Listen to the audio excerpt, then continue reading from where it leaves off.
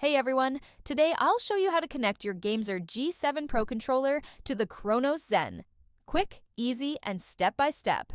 First, make sure your controller's polling rate is set to 250 Hz or 500 Hz.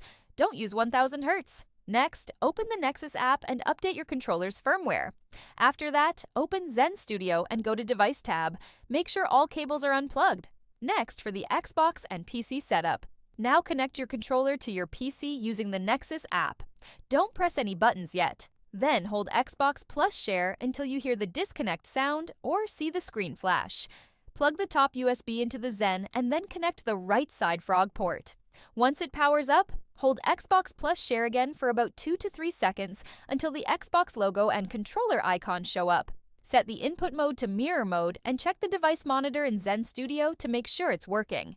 Next, for the PS setup, if you're using a PS controller, follow the PS bypass guide on the Cronus site.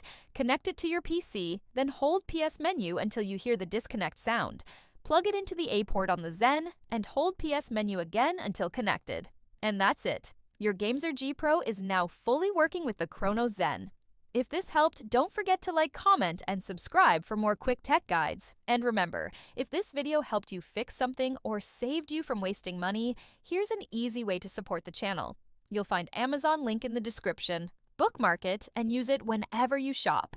Whether you're buying tech or everyday essentials, a small portion of what you already spend helps support the work here at no extra cost to you. And trust me, Amazon won't even notice. If you want to support directly, you can also buy me a coffee or check out the phone accessories store linked below. Totally optional. That's it.